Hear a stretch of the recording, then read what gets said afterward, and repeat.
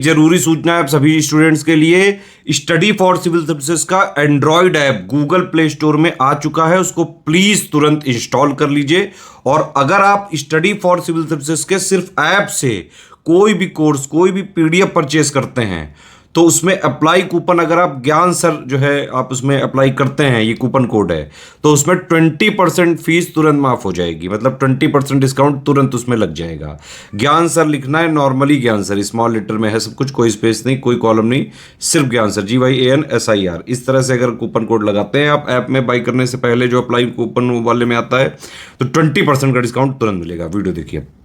नमस्कार दोस्तों, एक बार फिर से आपका स्वागत है यूपीपीएससी बेस्ट ऑनलाइन कोचिंग के इस यूट्यूब चैनल पर। दोस्तों, आज की इस वीडियो में हम लोग गुप्तोत्तर काल की चर्चा करेंगे, जिसमें मुख्य रूप से वाकाटक वंश की चर्चा की जाएगी। अगर आपने इससे पहले की वीडियोस नहीं देखी तो आप प्लेलिस्ट में जाकर ज़रूर देखिएगा। यह सीरीज सभी प्रकार की स्टेट पीसीएस एग्जाम और वनडे एग्जाम के लिए अत्यंत महत्वपूर्ण है। तो चलिए दोस्तों, शुरू करते हैं आज के इस इंटरेस्टिंग सेशन को। इससे पहले कुछ ज़रूरी सूचना, अगर आप टीम के पेड कोर्सेज से जुड़ना चाहते हैं तो इन दिए गए नंबर पर कॉल या व्हाट्सएप करके आप पेड कोर्स से जुड़ने की प्रक्रिया समझ सकते हैं। ये ज्ञान सर का व्हाट्सएप नंबर है, आप यहाँ से व्हाट्सएप के माध्यम से भी जानकारी प्राप्त कर सकते हैं। अगर अभी तक आपने प्ले स्टोर से स्टडी फॉर सिविल सर्विसेज का एप्लीकेशन नहीं इंस्टॉल किया है तो इसे ज़रूर इंस्टॉल कीजिएगा। एप्लीकेशन के माध्यम से अगर आप किसी भी कोर्स को ज्वाइन करते हैं और वहाँ पर कोड अप्लाई करते हैं ज्ञान सर, तो आपको अप टू 50% तक डिस्काउंट देखने के लिए मिल सकता है। दोस्तों, ये ऑफर लिमिटेड टाइम के लिए, तो जल्द से जल्द आप ऑफर का लाभ लीजिए। चलिए अब बढ़ते हैं आगे अपने क्लास की ओर।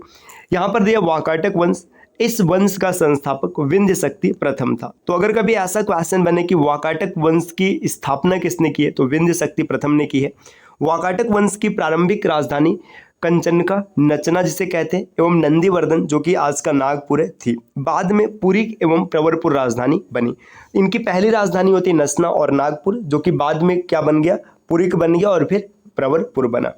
भारी संख्या में वाकाटकों के ताम्र सिक्के वर्धा क्षेत्र से मिले हैं। रामटेक के मानसर, जो कि आज नागपुर है, से भी कुछ ऐसे सिक्के मिले हैं। वाकाटक वंश का उद्भव सर्वप्रथम विंध्य क्षेत्र में ही हुआ था। वाकाटक विष्णु वृत्त गोत्र के ब्राह्मण थे। तो ये याद रखना है कि ये मुख्य रूप से ब्राह्मण थे, है ना। तो आगे बढ़ते हैं और यहाँ पर दे, इस वंश के प्रथम शासक विंध्य शक्ति ने कोई राजकीय उपाधि धारण नहीं की है। उसे हरिशेड़ के अजंता लेख में वंश केतु एवं द्विज कहा गया। तो देखिए, विंध्य शक्ति प्रथम, इसने कोई विशेष उपाधि नहीं धारण की। हाँ, वंश केतु और द्विज, इसे हरिशेड़ के अजंता अभिलेख में कहा गया। अजंता लेख में विंध्य शक्ति की उपलब्धियों का काव्यात्मक वर्णन देखने के लिए मिलता है।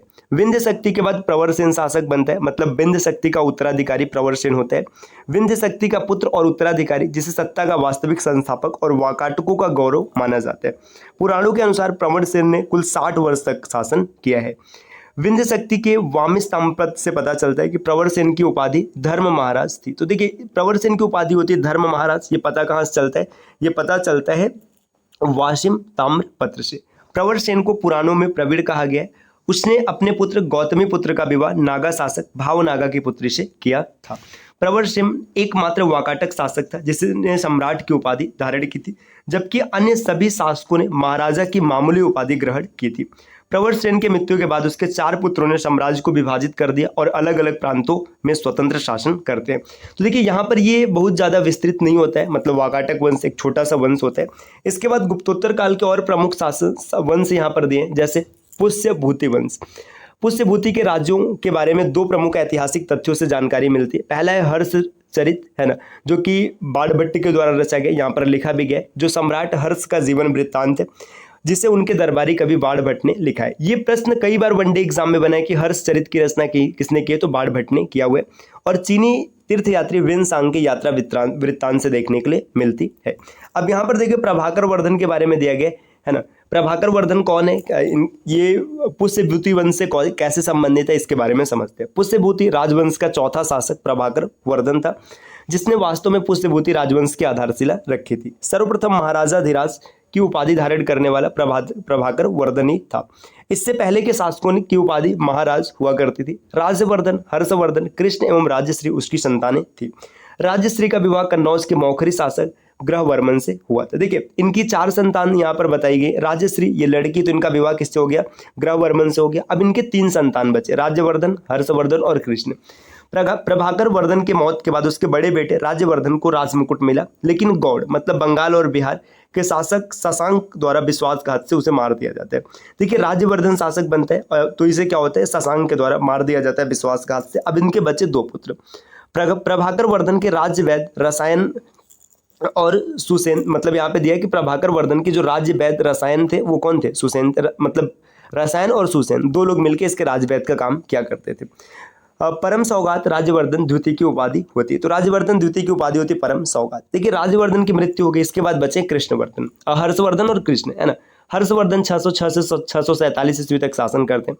राज्यवर्धन द्वितीय की मृत्यु के बाद 606 ईस्वी में हर्षवर्धन 16 वर्ष की उम्र में शासक बनता है। वह उत्तरी भारत का अंतिम हिंदू राजा हुआ, मतलब नॉर्थ इंडिया की बात करेंगे तो अंतिम हिंदू राजा कौन है, हर्षवर्धन है। वह मूलतः एक शैव था, लेकिन बौद्ध धर्म का भी काफी हद तक समर्थन करता था और बौद्धों को उदारता के साथ दान देता था। वह हर्ष के नाम से प्रसिद्ध हुआ और उसे उत्तर भारत का भगवान कहा जाने लगा, या उत्तर का भगवान ये संज्ञा दी गई। आगे बढ़ेंगे दोस्तों, यहाँ पर दिया है दानशीलता के लिए हर्ष को भारतीय हातिम भी कहा जाता है। तो ये स्टैटिक जीके में या फिर ऐसा समझिएगा कि डायरेक्ट ऐसे क्वेश्चन बनता है कि भारत का हातिम कौन है, तो ये हर्ष को माना जाता है। विन सांग ने हर्ष के शिलादित्य के साथ शिलादित्य के नाम से संबोधित किया। देखिए विन सॉन्ग ने हर्ष को क्या नाम दिया, शिलादित्य। हर्षवर्धन हर 5 साल में प्रयागराज में पवित्र उत्सव मनाते थे और इलाहाबाद में महामोक्ष परिषद का आयोजन करते थे। इस अवसर पर बुद्ध, सूर्य और शिव की मूर्तियों की पूजा की जाती थी। हर्ष ने 3 नाटक प्रियदर्शिका, रत्नावली और नागानंद लिखे। तो देखिए तीनों नाटक किसके, हर्ष के, नागानंद, रत्नावली और प्रियदर्शिका। उन्होंने नालंदा में एक बहुत विशाल मठ बनवाया। बाणभट्ट, मयूरा, प्रसिद्ध व्याकरणविद भर्तहरि और मतंग दिवाकर उनके दरबार के कुशल लेखक थे। तो ये सब क्वेश्चन बन सकता है पेपर में कि बाणभट्ट को किसका संरक्षण प्राप्त होता है, तो इनको हर्षवर्धन ने संरक्षण दिया था, मयूरा को भी दिया था और भर्तहरि को दिया था और साथ में दिवाकर को भी दिया था। और आगे बढ़ेंगे दोस्तों, यहाँ पर दिया हर्षवर्धन का साम्राज्य। देखिए प्रारंभ में राज्यवर्धन ने प्रभाकर वर्धन पर सफलता प्राप्त की, हालांकि हर्ष ने अपने भाई पर विजय पाई थी। जब राज्यवर्धन शासन का काम हर्षवर्धन के हाथों में सौंपा गया, तब ये मतलब क्या होता है, सौंप कर मालवा के शासक देवगुप्त और गौड़ के शासक शशांक के खिलाफ अभियान में जुट गए, जिन्होंने उनके बहनोई ग्रहवर्धन की हत्या कर उनकी बहन राजश्री को बंधक बना लिया था। देखिए अब यहाँ से पता चलता है कि मतलब राज्यवर्धन शशांक के साथ मतलब युद्ध क्यों करते हैं, क्योंकि इनका जो बहनोई होता है ग्रहवर्धन, इसको इसने मार दिया था और इनकी बहन को बंधक बना लिया था। उसने मालवा की सेना को हराकर देवगुप्त को मार दिया था, लेकिन वह दुर्भाग्य से शशांक के द्वारा मार दिया जाता है। कौन, राज्यवर्धन, जिसके बारे में हम लोगों ने पीछे पढ़ रखा है। शशांक ने बोधि वृक्ष को भी काट दिया और कन्नौज पर कब्जा कर लिया। ये भी क्वेश्चन कई बार बनता है कि बोधि वृक्ष कौन काटता है, तो शशांक है जिसने बोधि वृक्ष काट दिया था।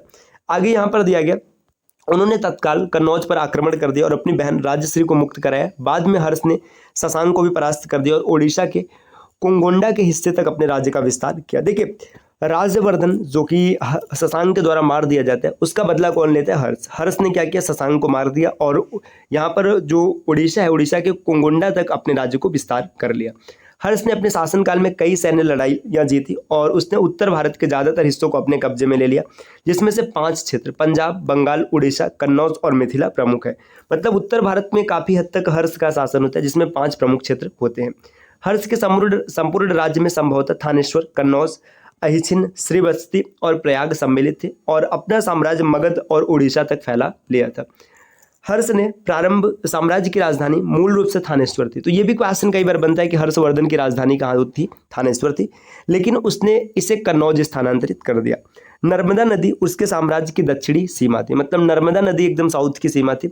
चीनी यात्री वेनसांग, जिससे यात्रियों का राजकुमार भी कहा जाता है, यात्रियों का राजकुमार ये वेनसांग को कहा जाता है और इसकी पुस्तक है सी युग की, है ना, कि लेखक भी है ये। 629 से 644 तक ये भारत की यात्रा करता है। हर्ष का समकालीन वल्लभी नरेश ध्रुवसेन द्वितीय था। हर्ष ने उसे हराया था, परंतु बाद में अपनी पुत्री का विवाह ध्रुवसेन से कर दिया। एक क्वेश्चन यहाँ से भी बहुत बनता है कि वेनसांग किसके शासनकाल में भारत आया था, तो हर्षवर्धन के शासनकाल में है। ये भी महत्वपूर्ण बिंदु है, याद रखना है दोस्तों। आगे दिया मैत्रक वंश। अब यहाँ पर देखिए मैत्रक वंश के बारे में चीजें बताएगी। देखिए मैत्रक गुप्त शासकों के अधीनस्थ शासक थे, जिन्होंने गुजरात के सौराष्ट्र पर शासन कर पश्चिमी भारत में अपना स्वतंत्र राज्य स्थापित कर लिया था।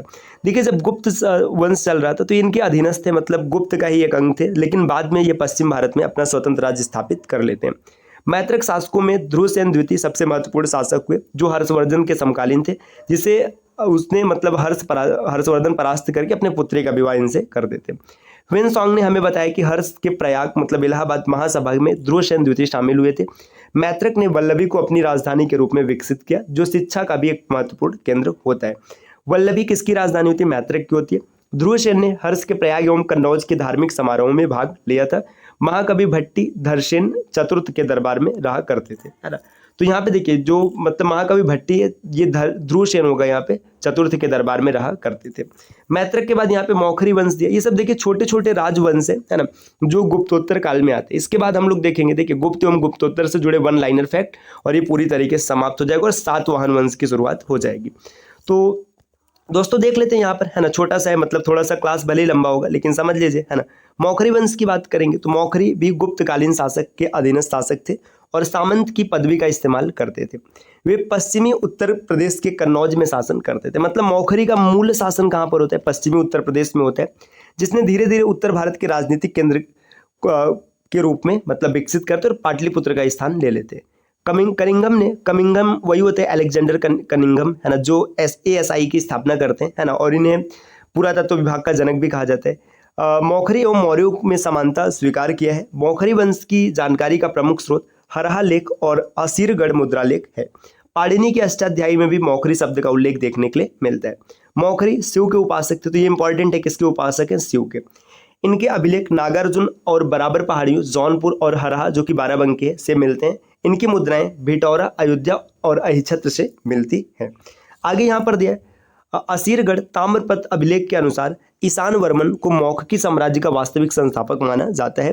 ईशान वर्मन महाराजा धीराज की उपाधि धारण करने वाला तथा मुद्रा चलाने वाला पहला मौखरी शासक होता है। तो मौखरी शासक में ईशान वर्मन पहला था, जिसने महाराजा धीराज की उपाधि भी धारण की थी और सिक्के भी चलाए थे।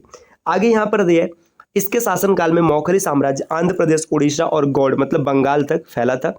आंध्र के राजा ईशान वर्मन से हार गए। देखिए आंध्र के जो राजा हैं ये ईशान वर्मन से हार जाते, जो संभव की विष्णु कुंडिन परिवार के सदस्य होते हैं।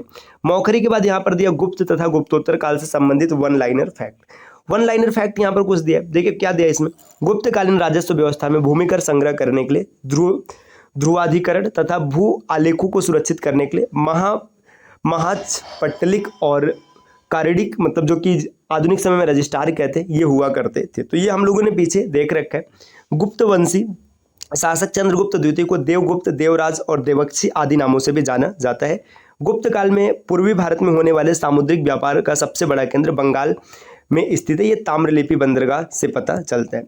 आगे दिया गुप्त सोने के सिक्के दिनार के नाम से जाने जाते थे, आपने देखा था पीछे, है ना।